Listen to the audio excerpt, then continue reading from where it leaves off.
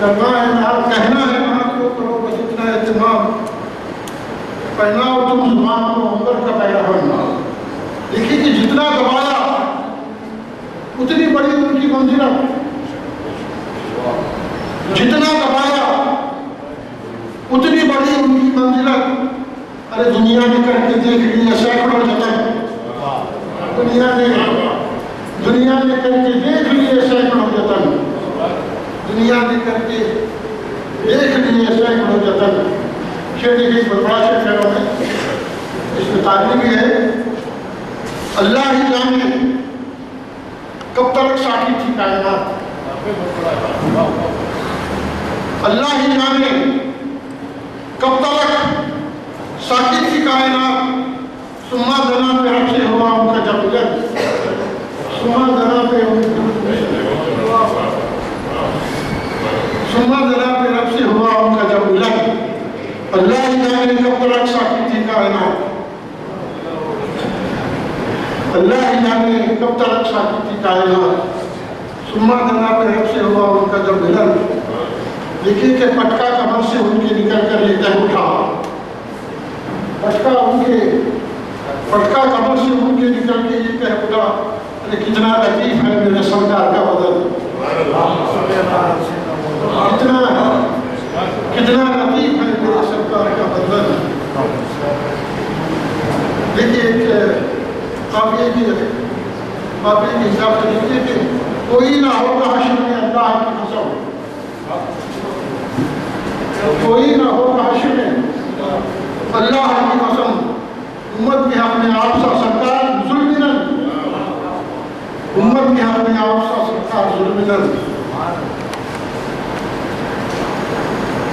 آخری شعر دیکھیے کہ پہلے سجی تھی اب نہ سجے گی خدا گواہ، پہلے سجی تھی اور نہ سجے گی خدا گواہ، سجتی تھی جیسے آپ کے اصحاب کی انجمن، سجتی تھی جیسے آپ کے اصحاب کی انجمن۔ پکا ہے کہ میر مجلس آپ ہی ہوتے ہیں بس حضور، میر مجلس آپ ہی ہوتے ہیں بس حضور، ہوتی ہے وفا جب جہاں عارف کی انجمن، ہوتی ہے وفا جب جہاں عارف کی انجمن۔ ڈالا گلاب ہوتے ہو نسرین و نسترن، مہکا ہوا ہے آپ سے ہر گل کا بدن۔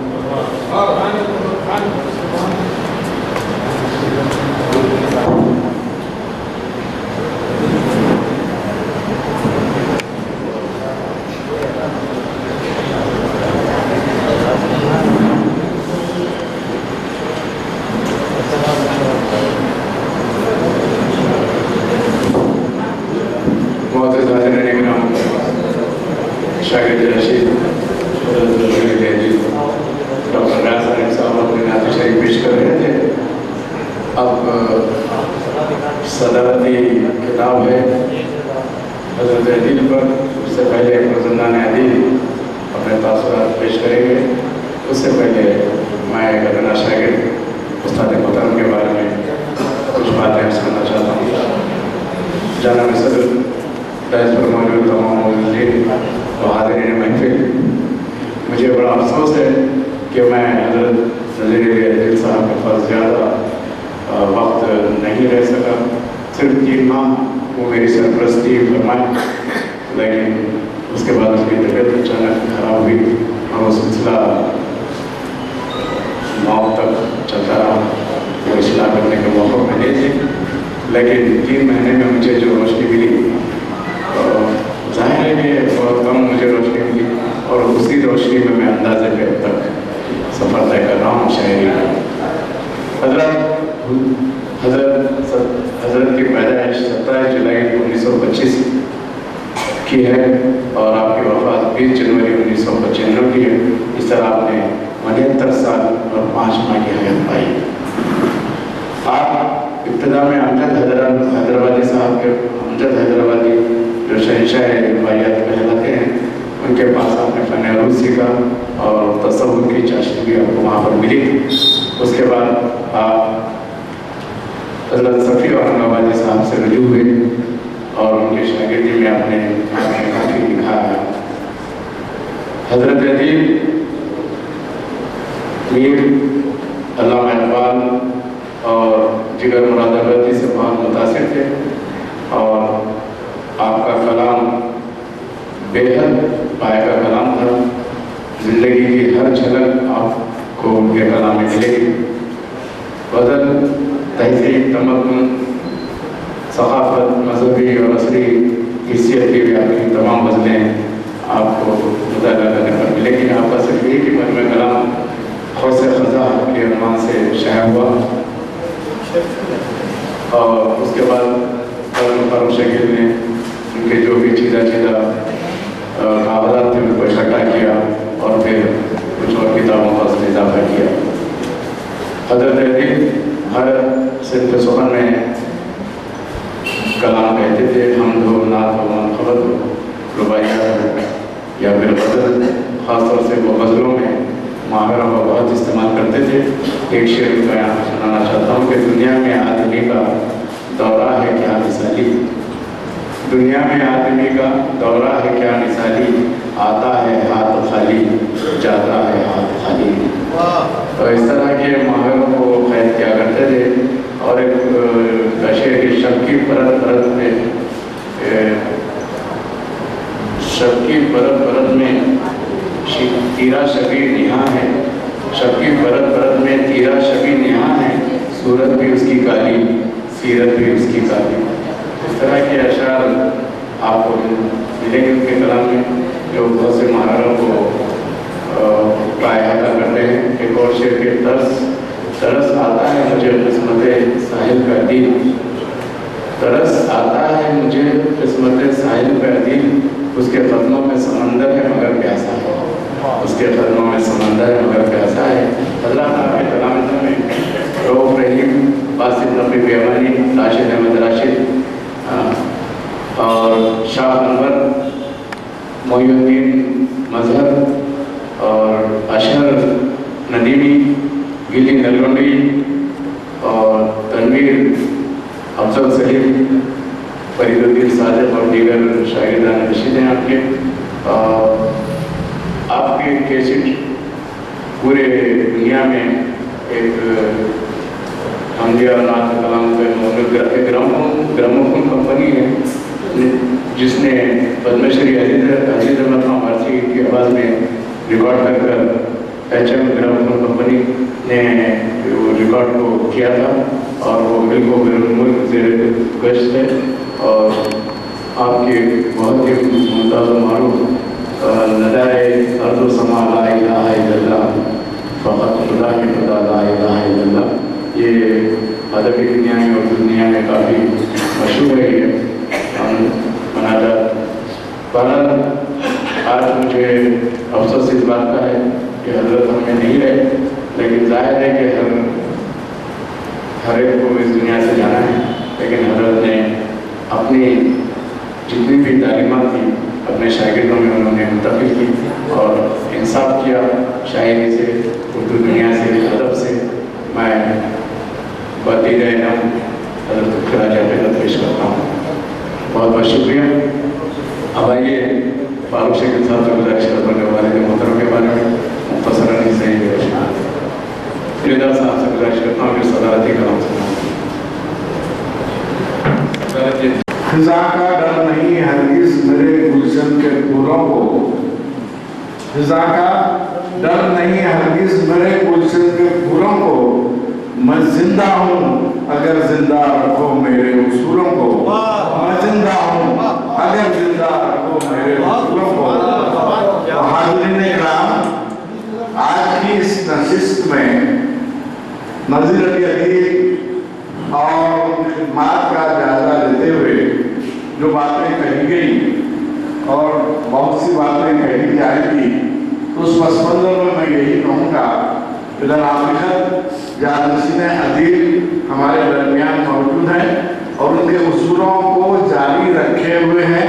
یہ اصول جب تک جاری رہیں گے نذیر علی ادیب کی یاد ہمارے دل میں تازہ رہے گی۔ اسی لیے جانشینی کا مطلب یہ نہیں ہوتا کہ صرف جو ہے والد تھے اس لیے ہم ان کے جانشین ہیں، गुफ्तगू हो रही थी और बहुत अहम मशवरे दिए जा रहे थे।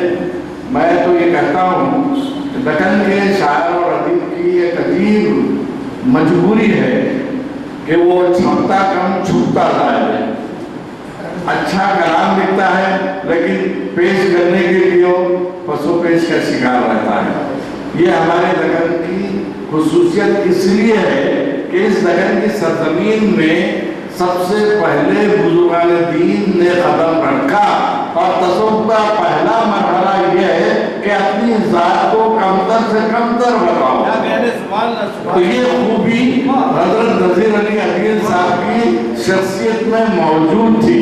मैं उस वक्त से जानता हूँ जबकि मैं खुद तालिब इल्म था और वो उस दौर की बात है जबकि पहली मरतबा नजीर अली अदील साहब को मुशारा पढ़ने के लिए कश्मीर से बुलाया गया था। फिर उस वक्त की बात है जब नजीर अली अदील के पास शायर मोहम्मद दामा अली अफसर बैठा करते थे। पढ़ी तो दूसरे दिन मैं जब स्कूल से वापस हो रहा था तो मुझे बुलाया, दीवान खाने में बिठाकर उन्होंने कहा कि क्या मैंने पूरी जिंदगी अपनी जो है खर्च कर दी, अभी तक एक नात नहीं लिख सका, तुमने नात लिखी। उस नात के लिखने की वजह से उन्होंने मुझे इजाज़त दिया। ये बात जो बहुत कम शायरों में देखी गई है। रहा मामला नजीर अली अदील साहब की याद को ताज़ा करने के लिए जलसे मनाना, तकरीरें करना, फिर उसके बाद दूसरे दिन अखबार में तस्वीर देख लेना, फिर उसके बाद खामोश बैठ जाना, ये जो तरीका काबिल कबूल नहीं है।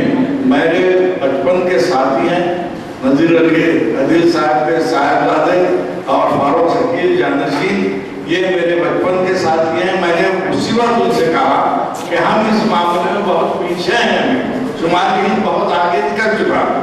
अब एक दिन का ऐसा सेमिनार किया जाए कि मुख्तलिफ लिखने वालों को उनका कलाम देकर उनके महासिन वगैरह पर मज़ामीन पढ़ाए जाए और उन मज़ामीन को एक किताबी शक्ल में शाये करके अगर कुतुब खानों में रखा जाए तो जब तक उर्दू दुनिया जिंदा है उस वक्त तक वो चीज़ यादगार का दर्जा रखे।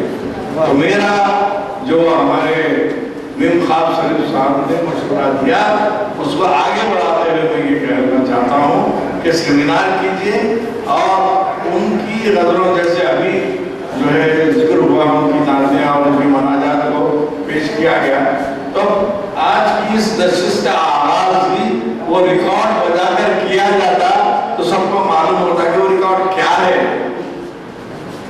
हमारे पास सब चीजें हैं, प्लानिंग नहीं है, मनसूबाबंदी नहीं है और उसी का नतीजा ये है 360वां कीजिए, 961वां कीजिए, 50,000 साल जनशक्ति कर दीजिए। जब तक के मनसूबाबंदी सही ना हो आप कामयाबी के दरवाजे तक नहीं पहुंच। तो मैं ये गुजारिश करूंगा आज की इस नशिस्त के तवज्जुह से, नजीर अली अदील साहब की शायरी में मुहावरात हैं, नजीर अली अदील की शायरी में न सिर्फ तशबीहात और इस्तिआरात हैं बल्कि उस दौर में जबकि पूरा दक्कन का इलाका तेज रफ्तारी के साथ तरक्की पसंदी के हुदूद में दाखिल हो रहा था और हर शख्स ये समझता था कि तरक्की पसंद शायरी ही सब कुछ है और रिवायती शायरी से इनहराफ बढ़ता जा रहा था। हैदराबाद में न सिर्फ तरक्की पसंद अदब, तरक्की पसंद शायर और ये सब जो है हमारी मूसा नदी की उस तरफ बैठा करते थे और ये जितने रिवायती शायर समझे जाते थे ये मूसा नदी की इस तरफ बैठा करते थे। तो उस वक्त ये समझा जा रहा था कि रिवायती शायरी और क्लासिकी शायरी खत्म हो जाएगी। क्यों? कैसे ऐसी बातें गजल की शायरी के तवज्जुह से हो रही थी कि जिस पर लोग सर धुनने वाले थे। अब वो शायरी भी किधर है, वो शायरी करने वाले किधर है, हम नहीं जानते। लेकिन नजीर अली अदील की शायरी इसलिए जिंदा है कि क्लासिकी रिवायात जो गजल का हसीन इंतजार है और लफ्जों की बंदिश की वो मानवियत कि जिसकी वजह से तरसील आसान हो जाती है, वो मानवियत को नजीर अली अदील ने अपनी शायरी में शामिल रखा और बदर्जे अदम उसको बरतने की कोशिश की کہ غزل کی شاعری میں نذیر علی عدیل کا یہ امتزاج، یہ حسین امتزاج ہے جو اپنے دور کے دوسرے شاعروں کے مقابلے میں عدیل صاحب نے اس امتیاز کو برقرار رکھا۔ روایتی غزل لازمی ہے کہ امیر خسرو سے لے کر آج تک اور ہر دور میں غزل کے مختلف مزاج بدلتے رہے، حسن و عشقی باتیں بھی ہوتی رہی، متصوفانہ گفتگو بھی ہوتی رہی، اور جیسے کہ نذیر علی عدیل صاحب نے فیض حاصل کیا تھا صوفی منش شاعر امجد حیدرآبادی، اور ان سے آپ نے اکتساب کیا تھا، تو وہ اکتساب کی کیفیت ان کی فطرت میں شامل تھی، جس کا نتیجہ یہ ہوا انہوں نے غزل بھی لکھی تو وہ متوازن رویہ کہ جس کی وجہ سے غزل کا مزاج آج بھی بنا ہوا ہے، اور وہی متوازن رویے کے پس منظر میں نذیر علی عدیل کی شاعری اعزاز کا درجہ رکھتی ہے۔ حاضرین کرام، لفظوں کی بندش یا قافیہ ردیف یا بحر اور اس کے ساتھ وزن کے ساتھ شعر کہنا یہ شاعری نہیں ہوتی۔ اگر لفظوں کی بندش کا نام رائل آتی ہے رائل جاتی ہے، رائل جاتی ہے رائل آتی ہے، یہ بھی شعر ہو گیا۔ دلی کیفیات کو تجربات کے سمندر سے نکال کر لفظوں کی بندش میں پیش کرنا یہ شاعری ہے۔ یہ بہت ہی مشکل کام ہے۔ ہم یہ سمجھتے ہیں کہ چند خافیہ ہم نے رکھ لیے اور ردیف موجود ہے، لفظوں کو ادھر ادھر کر دیا، یہ نہیں۔ نذیر علی عدیل نے دبستان صفی کو زندہ رکھا۔ صفی کی امتیازی خصوصیت یہی کہ وہ ہمیشہ محاوراتی زبان کو اپنی غزلوں میں استعمال کرتے تھے۔ یہی خوبی آپ کو نذیر علی عدیل کی شاعری میں دکھائی دے گی۔ شخصی طور پر انتہائی منکسر المزاج، حد سے زیادہ سادگی اور اپنے سے کم عمروں سے بھی بڑے حسن سلوک کے ساتھ ملتے تھے، یہ بڑی خاص بات ہے۔ اور استاد ہونے کے باوجود بھی کبھی انہوں نے یہ ظاہر ہونے نہیں کیا کہ میں اتنا بڑا شاعر ہوں، کیونکہ ملازمت کے سلسلے میں اورنگ آباد چلا گیا۔ پہلے اورنگ آباد کے سالانہ مشاعروں میں اور یہاں بھی آیا کرتے تھے، وہ گزر گئے۔ اس کے بعد جو ہے آگے شوق کو بلایا جانے لگا، تو وہاں جب بھی یہ لوگ آتے میں جا کر ملا کرتا تھا، تو یہی ایک مغربے کے کسی مقام پر ایک جلسے میں اورنگ آباد سے آیا ہوا تھا، تو میں نے کہا کہ بھی اتنے لوگ آتے ہیں اور آپ جو ہے اورنگ آباد آنے سے، کیونکہ آپ کے رشتہ دار وہاں موجود ہیں، ان رشتہ داروں کو مجھے پڑھانے کا اعزاز حاصل ہے، وہ لوگ سب آپ کو یاد کرتے رہتے ہیں۔ تو کہا کہ بھائی میں بھی بہت دلی خواہش رکھتا ہوں، کیونکہ میرا مزاج بھی بزرگان دین صوفیاء کرام اور ان کے تصرفات سے وابستگی رکھتا ہے، لیکن معاملہ یہ ہے کہ اب عمر کی اس حد میں آ گیا ہوں کہ سفر سے بڑا ڈر لگتا ہے۔ تو میں نے پوچھا کہ سفر سے ڈرنے کی، میں تو آتا جاتا، پھر تمہاری بات الگ ہے، یہ اردو میں جو سفر ہوتا ہے وہ انگلش میں ہو جاتا ہے ہمارے۔ تو اس طرح سے خوش دلی کے ساتھ اور نرم مزاجی کے ساتھ، اس کے علاوہ جو بات سنجیدگی کے ساتھ پیش کرتے تھے، اس سنجیدگی کو جانشین عدیل نے لے لیا، اور جو مزاح کا عنصر پیدا کرتے تھے اس کو شاعر عدیل نے لے لیا۔ بہرحال یہ خوش آئند بات ہے کہ حیدرآباد کے جتنے اساتذہ گزرے ہیں، چاہے آپ جو میر شمس الدین فیض سے لے کر آج تک کے دور کو دیکھیں، تو عموماً استاد نے جس مزاج کو اختیار کیا، شاگردوں نے اسی مزاج کو برقرار رکھا۔ لیکن نذیر علی عدیل کے دونوں صاحبزادگان اور دونوں جانشینوں کی خصوصیت یہ ہے کہ بڑے صاحبزادے نے سنجیدہ شاعری اور حمد و نعت و منقبت کے علاوہ غزل میں انفرادیت اور غزل کے توسط سے سامع کے دل میں اترنے کی کیفیت کو اپنی غزل میں جگہ دی۔ تو دوسرے صاحبزادے نے طنز و مزاح کے توسط سے آج کے ماحول اور معاشرے میں جو بدعنوانیاں، جو غلط کام ہو رہے ہیں اس کو نشتر زنی کرنے کے لیے طنز اور مزاح کی شاعری کو اختیار ہے. دو الگ الگ انداز، دو الگ الگ کیفیتوں کو آپ دونوں نے اختیار کر کے یہ ثابت کیا کہ نذیر علی عدیل غزل کے شاعر تھے.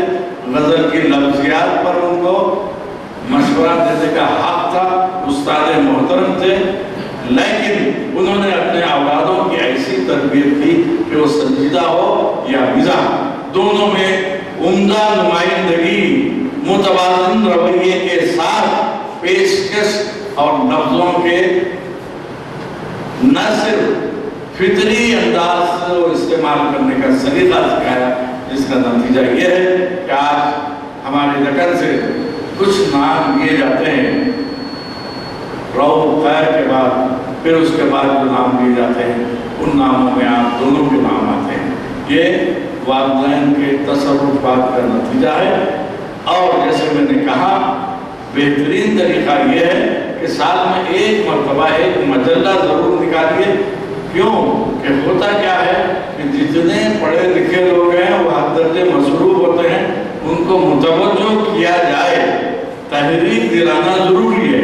جس طرح آج خواجہ فرید الدین صادق نے تحریک دلا کر اس جلسے کا اہتمام کیا تو ہم یہاں موجود ہیں، اسی طرح لکھنے پڑھنے والوں کو متوجہ کرنے کے لیے، تحریک دلانے کے لیے آپ سیمینار کیجیے.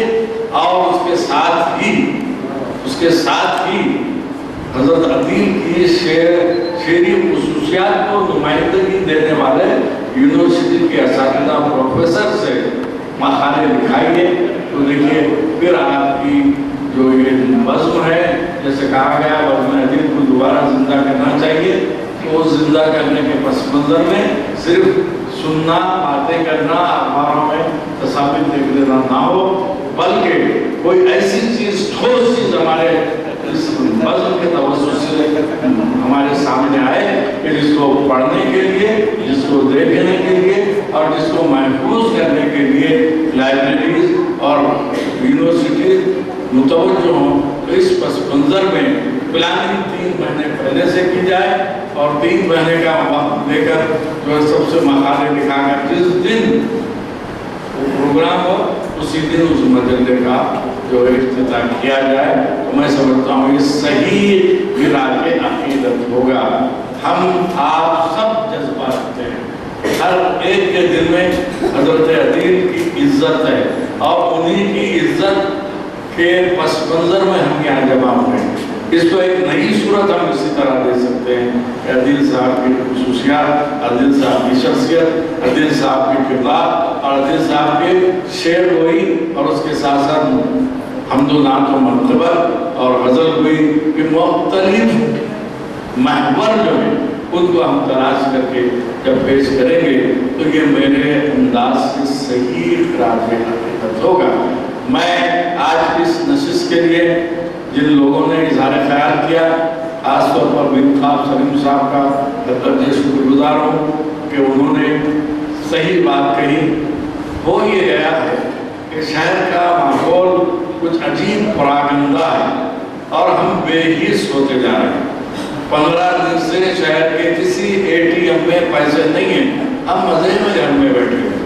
ہم جمہوریت میں جیتے ہیں اور ہم یہ سمجھ رہے ہیں کہ جو ہے ہماری زندگی گزر جا رہی ہے. یہ تمام جو ہے قوم کے مزاج میں داخل ہونے کی وجہ سے ہمارے فنکشن بھی وقت پر نہیں ہوتے، لوگ بھی وقت پہ نہیں آتے.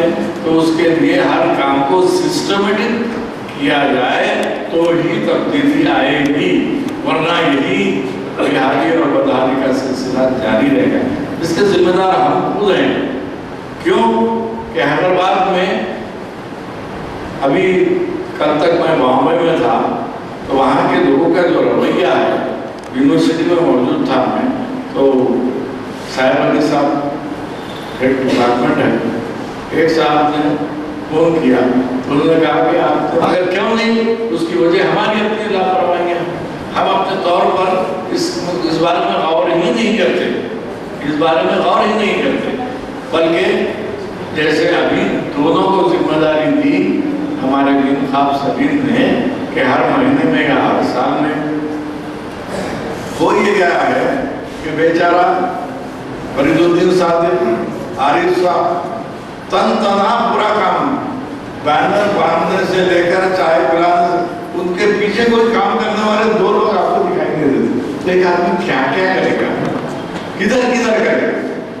تو یہ جو ہے ہم دوسری سب تیار نہیں کر رہے.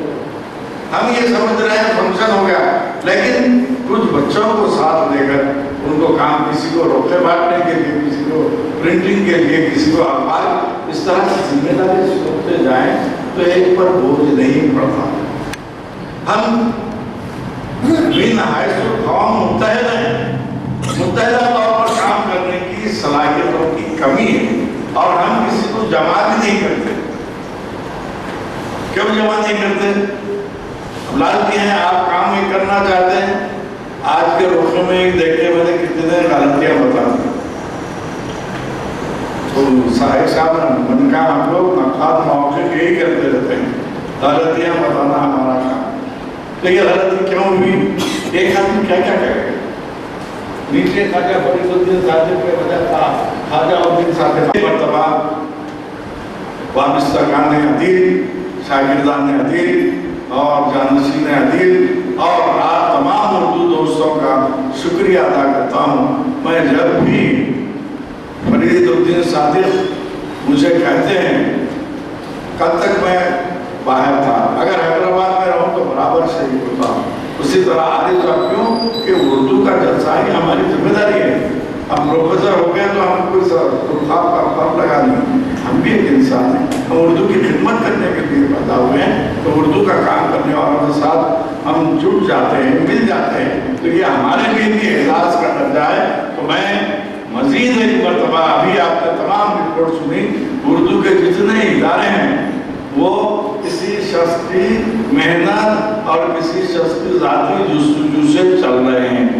اور جو بیٹھ کر اردو اکیڈمی کے اطراف میں بیٹھ کر کھانے پینے والے وہ بھی لوگ اپنا کام کر رہے ہیں, لیکن جس کو جذبہ ہے وہ کام کرتا رہتا ہے, اس کو کسی مدد کی بھی ضرورت نہیں رہتی.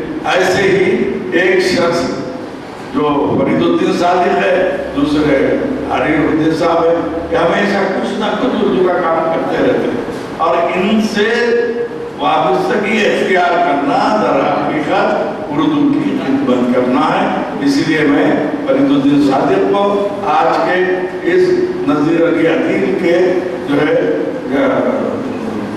جلسے کا انعقاد پر اور ان کے دونوں صاحبزادوں کو تہنیت پیش کرنے پر مبارکباد دیتے ہوئے یہی کہوں گا کہ ہم تو آ رہے ہیں, لیکن ہم آتے ہوئے اپنے دو ہم خیال لوگوں کو ساتھ لانے لازمی ہے کہ آپ کا ٹی وی میں وقت خراب ہو سکتا ہے یا گھر کے دوسرے کاموں میں اپنا وقت خراب کر سکتے ہیں, کچھ وقت ایسا بھی نکالنا چاہیے. اور ایسے جلسوں کو, یہ کامیاب جلسہ اس لیے ہے, سنجیدہ اور سوچ و فکر رکھنے والے اور دانشورانہ ذہنیت رکھنے والے لوگ یہاں موجود ہیں.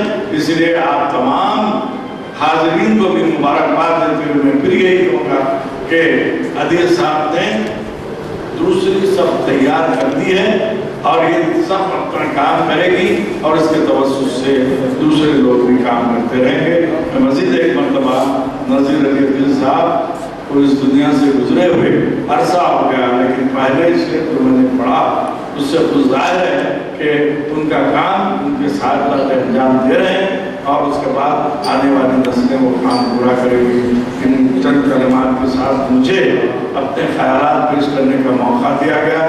یہ صدر تو, یہ صدارت ایک ظاہری چیز ہے, کسی نہ کسی جلسے کا کوئی نہ کوئی صدر ہونا. میں تو یہی کہتا ہوں کہ ہم خادم اردو ہیں, آپ کی خدمت میں حاضر ہیں, آپ بلاتے ہیں ہم آ جاتے ہیں. مجید بیدار سابق صدر شعبہ اردو عثمانی یونیورسٹی کے صدارت خطاب کے ساتھ ہی جلسہ حضرت عالی عدیل کا اختتام ہونے میں آتا ہے. میں شاگردان عدیل سے گزارش کرتا ہوں کہ وہ یہاں پر تشریف لائیں. مسعود جاوید ہاشمی صاحب سے گزارش ہے کہ اس جو کرسیاں ڈالی گئی ہیں وہاں پر آپ آئیں. ظفر پرور صاحب سے بھی گزارش ہے وہ یہاں پر تشریف لائیں تاکہ ان کی شان خوشی کی جائے.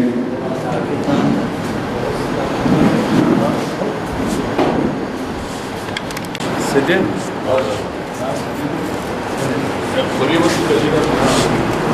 सही पंचायत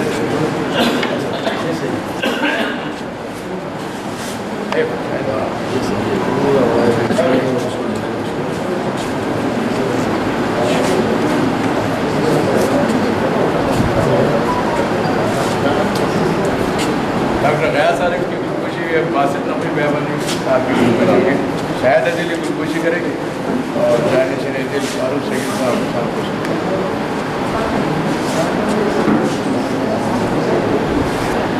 जफर फारूकी साहब की खुदकुशी के भी शागिर्द हैं, मेरे के मेरे भाई हैं।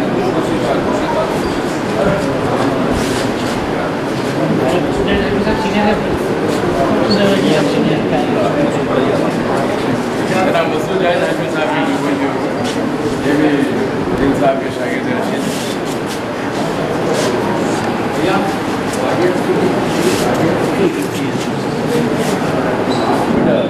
जनाब जफर फारूकी साहब की आओ इधर आगे।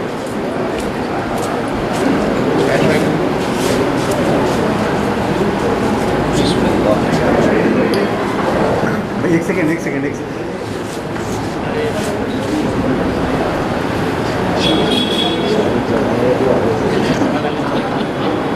ये बेटा आप लोग खड़े हैं, ग्रुप फोटो ले लीजिए शाद खुशी के बाद।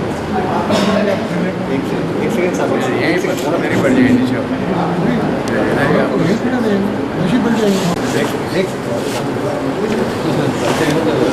बाद में करेंगे बाद में।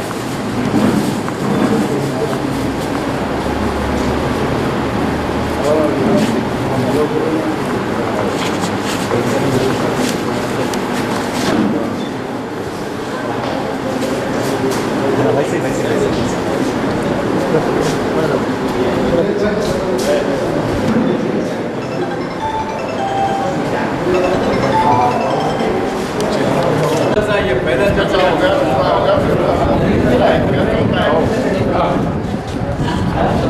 शौकत अली दर साहब बड़ी से तशरीफ लाइए। आप तमाम मज़ा से गुजारिश है कि तस्वीर अब बात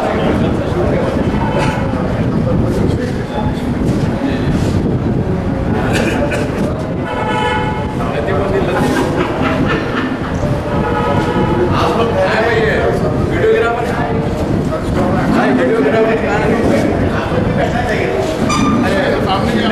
आपके सामने पहले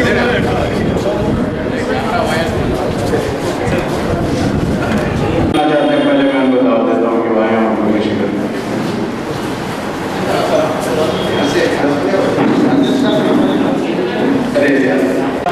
खुदकुशी कर रहे हैं शायद और फारूक शहीद साहब, जनाब सरदार सलीम साहब खुदकुशी कर रहे हैं। डॉक्टर फारूक शहीद साहब,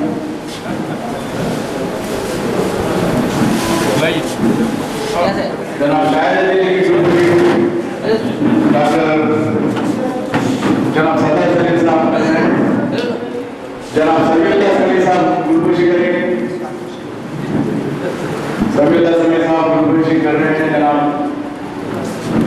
डॉक्टर फारूक शहीद साहब और उसके बाद जगदीन साहब खुदकुशी करेंगे। ब्रदरान दिल बरदरान दिल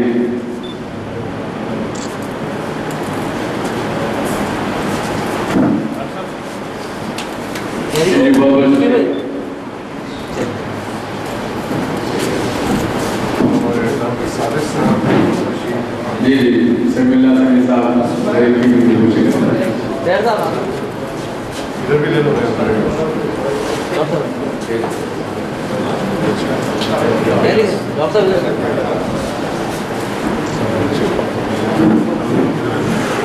अंजनी कुमार गोयल साहब, अंजनी कुमार गोयल साहब आमिर नसरुद्दीन साहब को गुजारिश है कि वो फारूक शहीद साहब के शायद अंजनी साहब की खुदकुशी करें।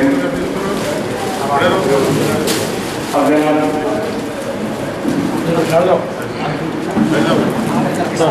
डॉक्टर आरिफ साहब डॉक्टर फारूक शहीद को मौके पेश कर रहे हैं।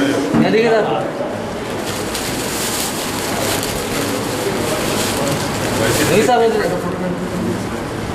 भजन जनाब जहांगीर ख्याल साहब, यहाँ देखिए साहब जनाब तरी साहब गुलखुशी और शालखुशी करेंगे। शालखुशी फरमा रहे हैं फारूक शेख साहब की। जनाब तरी साहब, जनाब शायद दिल्ली की भी शालखुशी की जाए। तरी साहब की नजर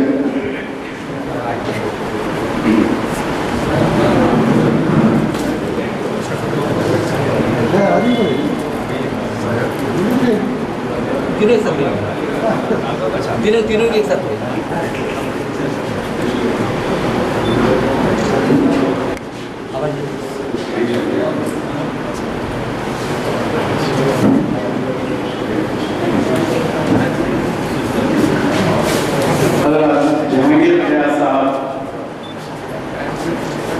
जहांगीर ख्याल साहब की भी खुशी कर रहे हैं।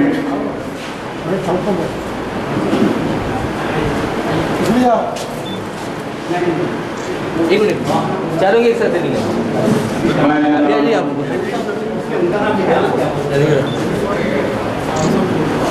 मैं जनाब असलम कौशल साहब की इजाज़त के लिए भी खुशी करना चाहता हूँ।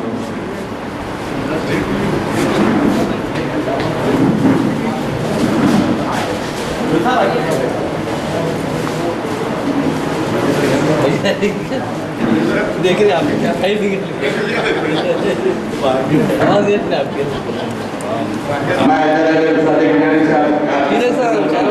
डॉक्टर मजीद बेजार साहब की भी खुशी करना चाहता हूँ। भजन क्या देख रहे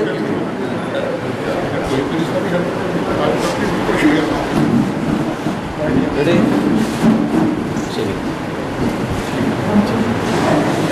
अरे डॉक्टर साहब आप भी उठ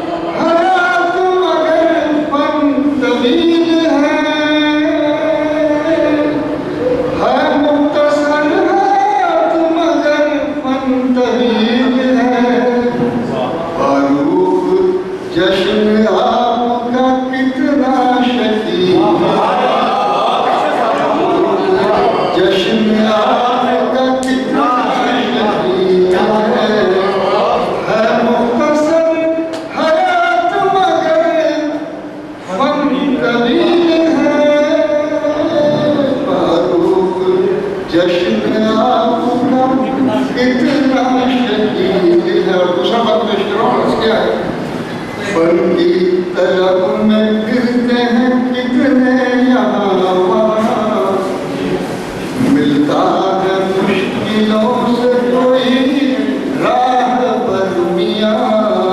फन की तलब में फिरते हैं कितने यहाँ वहाँ, मिलता है मुश्किलों से कोई राह पर मियाँ। बिना हुआ है आपसे अंधों का एक जहां, सीने की रोशनाई कलम में भी है बिना, तासीर खून की है खून अदील है, तासीर खून की है खून अदील है, और जश्न आपका कितना शदीद है।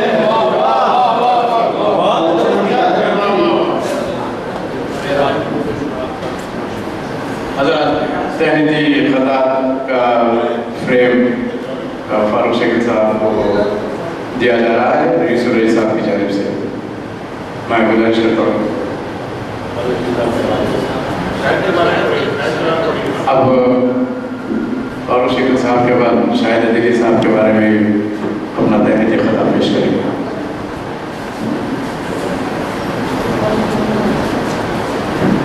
तंज़ुम के शुरा शाहिद जनाब शाहिद अदीली की अदबी खिदमत के ज़िम्मत में दो अर्ज़ कर रहा हूँ। उर्दू का है उजाला सुखन की है ये बहार, महफिल है यादगार मज़ा भी है खुशगवार, मिलती है महफिलों में नेताज बेशुमार, शाहिद को सुनने लोग हैं मुश्ताक बार बार, सुनने लोग हैं मुश्ताक बार बार। दौलत ज़राअतों की वो सब में लुटा गए, दौलत ज़राअतों की वो सब में लुटा गए, शाहिद अदीली आलम बातिल बचा गए, शाहिद अदीली आलम में बचा गए। दौलत ज़राअतों की वो सब में लुटा गए, शाहिद अदीली आलम बातिल बचा गए। उर्दू फरोग के लिए जज्बा मुदाम है, हाथों में उनके तंज़ ज़राअत का जाम है, उर्दू का इनके दिल में बहुत एहतराम है, आलम के गोशे गोशे में शाहिद का नाम है। उर्दू में बदला संज के जौहर दिखा गए, उर्दू में बदला संज के जौहर सिखा गए, शाहिद अदीली आलम महफिल में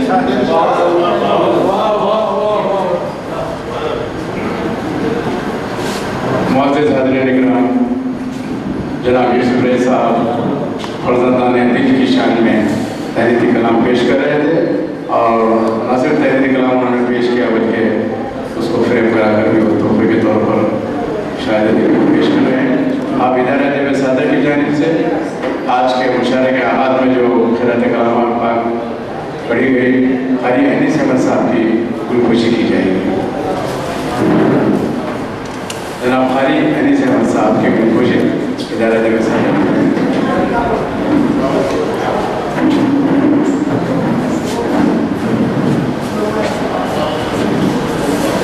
डॉक्टर मुबशिर अहमद निश्तर साहब से गुजारिश करता हूँ कि वो दाइस पर तशरीफ लाएं ताकि बड़ी मुलस्सानात उन्होंने पेश की उस ज़िम्मन में हम इदारा जब सादर की जानिब से डॉक्टर मुबशर अहमद निश्तर साहब की गोशी करें।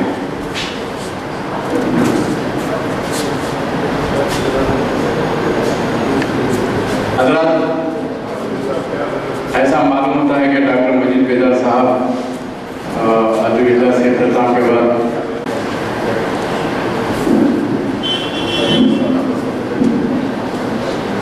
चाचा मिस्त्री, सबसे पहले मैं मोहतरम शाहिद अदीली की नज़र करना चाहता हूँ। चाचा से अर्ज़ किया है कि गज़लों में दिलकशी है शाहिद अदीली तुमसे, गज़लों में दिलकशी है शाहिद अदीली तुमसे, ताज़ा सुखनवरी है शाहिद अदीली तुमसे, गज़लों में दिलकशी है शाहिद अदीली तुमसे, ताज़ा सुखनवरी है शाहिद अदीली तुमसे, तंज़ो मिज़ाह की हो या नात की महाफिल, तंज़ो मिज़ाह की हो या नात की महाफिल, इन सब में रोशनी है शाहिद अदीली तुमसे, इन सब में रोशनी है शाहिद अदीली तुमसे। मोहतरम डॉक्टर फारूक शकील साहब की नज़र की चार से अर्ज़ किया है कि ये बस ये दोस्तों की उल्फत फारूक शकील को मुबारक, ये बस ये दोस्तों की उल्फत फारूक शकील को मुबारक, ये शान ये तहनीयत ये इज़्ज़त फारूक शकील को मुबारक, एजाज़ बड़ा सुखनवरी में मालिक ने उन्हें अता किया है, ये मर्तबा और ऐसी शोहरत फारूक शकील को मुबारक। मुअज़्ज़िज़ हाज़िरीन किराम, ये थे समीउल्लाह समी साहब जो तहरीरी कलाम पेश कर रहे थे। अब आइए जलसे की तरफ आगे बढ़ते हैं। मैं डॉक्टर फारूक शकील से एक बार फिर इल्तिमास करता हूँ कि बात उनकी चल रही है तो यहाँ पर आ जाएं ताकि कुछ गुफ्तगू के बारे में उनकी मौजूदगी में की जाए। हज़रत, इससे पहले कि फारूक शकील साहब तशरीफ़ लाएं, मैं चाहता हूँ कि शाहिद अदीली साहब के बारे में मैं अपने ख्यालात अदा करूँ। सदर मोहतरम अली खान जनाब डॉक्टर मजीद बेदार साहब की इजाज़त से अर्ज़ करना यह है कि शाहिद अदीली साहब ज़ायद 30 साल से शायरी की दुनिया पे राज कर रहे हैं।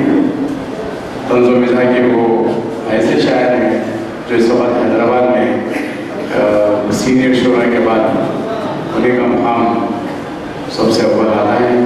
यहाँ पे हमारे दरमियान और भी मिज़ाहिया शुरा मौजूद हैं। सदर सर फरीद साहब लतीफ़ुद्दीन लतीफ़ एक कहकशां यहाँ पर है मिज़ाहिया शुरा इकराम की। शाहिद अदीली साहब ने बड़ी उम्दा नज़्में के लिए उनकी वो नज़्म हैंगर और हम दोनों जन्नती ये बड़ी मार्का नज़्में बार बार उनसे मैं भी हर महफिल में उनसे गुजारिश करता हूँ कि उस नज़्मों को फिर से सुनाएं। आपका एक मजमे कलाम आई बाई शाही भी शायद मिलता है और आप उर्दू में एम ए हैं और 1983 से शायरी के मैदान में हैं और आप 9 दिसंबर 1963 को आपकी पैदाइश हुई और नज़रीले हदीस के बड़े होनहार साहिबजादे हैं। मैं उनकी खिदमत को तहसीन पेश करता हूँ और आखिर में उनको तौसीफ़नामा और शानखुशी और उनकी गुलखुशी की जाएगी। हज़रात, जैसा कि आप जानते हैं कि हमारे दरमियान डॉक्टर फारूक शकील साहब हैं। इनका असली नाम सैयद फारूक आज़म है और ख़ाली नाम डॉक्टर फारूक शकील है। B.Com M.A PhD किए हुए हैं। ये पोस्ट मास्टर थे, हाल ही में रिटायर हुए हैं और आपके मशागिल में शायरी तनक़ीद और तबसरा तारीख़ हुई है। तसारीफ़ में आपका सफ़र सांसों का मजमे कलाम शाये होकर काफ़ी शोहरत हासिल कर चुका है। एक और किताब तनक़ीद और तबसरा भी शाये हो चुकी है। खुतूत का नाम अहमद अली अकबर, महावरान अदीब, निशात सानिया, ये किताबें भी आपने तरतीब की हैं और उर्दू एकेडमी से आपको कई अवार्ड्स मिल चुके हैं। कारनामा हयात अवार्ड भी डॉक्टर साहब को मिल चुका है, डॉक्टर फारूक शकील को। और इससे हटकर कई जी आरिफ अब्दुल्लाह मेमोरियल एकेडमी से आपको गज़ल अवार्ड मिला। दारुल उलूम अल हसनात से भी आपको नात अवार्ड मिला। खाके तैयबा ट्रस्ट जिद्दत से फजल अवार्ड किया गया। अमेरिकन बायोग्राफी टेक्निकल इंस्टीट्यूट में आपको 2004 में मैन ऑफ द ईयर करार दिया गया। 2005 में हू में आपका नाम शामिल किया गया और वर्ल्ड मेडल ऑफ फ्रीडम 2007 में आपका अमेरिकन बायोग्राफी में आपका नाम दर्ज किया गया। ये हमारे लिए भी बड़ी एजाज़ की बात है। फारूक शकील की शायरी के बारे में कुछ कहना सूरज को चिराग दिखाने के बराबर है। मैं उनका बड़ा मुद्दा हूँ। मेरे लिए बड़े फख्र की बात है कि वो मेरे उस्ताद के फर्जंद हैं और अपनी रोशनी को हैदराबाद तक ही नहीं बल्कि हिंदुस्तान में अपने वालिद से हासिल की गई तालीम को उस नूर को फैला रहे हैं। मैं आज उनका इतराफ़ खिदमत का जलसा मुनक़िद कर इन दोनों भाइयों का बड़ी मसरत महसूस कर रहा हूँ। बहुत बहुत शुक्रिया। अब मैं जनाब असलम बशरी साहब से गुजारिश कराऊँ कि अपना ख्याल कैसा करें।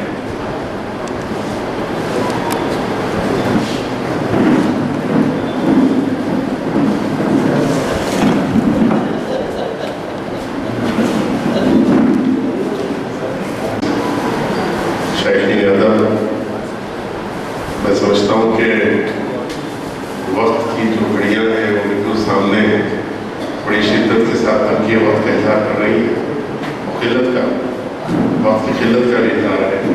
और काफ़ी देर से चूँकि प्रोग्राम शुरू हुआ था और अब तक काफ़ी ख़ासतौर पर सदर मोहतरम की तकरीर के बाद मैं नहीं समझता कि किसी को कुछ और कहने का मौका मिलना चाहिए और किसी को कुछ कहना चाहिए, क्योंकि एक उस्ताद 45 मिनट की क्लास तो उनकी होती है, लेकिन 45 मिनट के बाद भी जब क्लास चलती रहता है तो यकीन मानेगा कि वो फन और शख्सियत पर कुछ कहने के लिए बचता ही नहीं। और माशाल्लाह से हमारी यूनिवर्सिटी में एक बड़ी प्यारी बात है। मुझे पिछले दिनों एक बड़ा अपना तजुर्बा हुआ जिसका जिक्र करके मैं आगे बढ़ना चाहूँगा। मुझे एक मानो यूनिवर्सिटी में मुझे लेक्चर देना था और वो लेक्चर था मेरा निज़ाम हैदराबाद की शख्सियत पर। मुझे फिर उस्मान अली खान की जो तिब्बी सहूलतें और इल्मी सहूलतें उन्होंने फराहम की थी उसके ताल्लुक से मुझे कुछ कहना था। और जैसा कि आप हैदराबादी के बारे में जानते हैं कि हैदराबाद के अलावा सारी दुनिया के बारे में जानता है, अपने बारे में बहुत कम जानता है, अपनों के बारे में भी कम जानता है। और ज़्यादातर वो हैदराबादी से अगर आप कहें कि साहब फैज़ और फैज़ के बारे में लंबी तकरीर कर देगा, और अगर उससे ये कहा जाए कि साहब हज़रत नज़ीर अदील के बारे में कुछ कहिए तो उसके पास कोई मवाद नहीं मिलेगा, परेशान होगा। मेरा वही हाल हुआ। मैं बुक स्टॉल पढ़ता रहा, लाइब्रेरी पढ़ता रहा और मुझे कहीं मीर उस्मान अली खान पर किताब नहीं मिली। एक किताब मुझे नजर आई, दौलत शाह साहब की किताब, जो फरमान निज़ाम के जितने फरमान थे उसकी जीरोक्स कॉपी और उसका अंग्रेजी में तर्जुमा मुझे मिला। और वो मुकामात जहाँ पर के ये समझा जाता है कि पटन की मस्जिद के साथ निज़ाम ट्रस्ट की लाइब्रेरी है,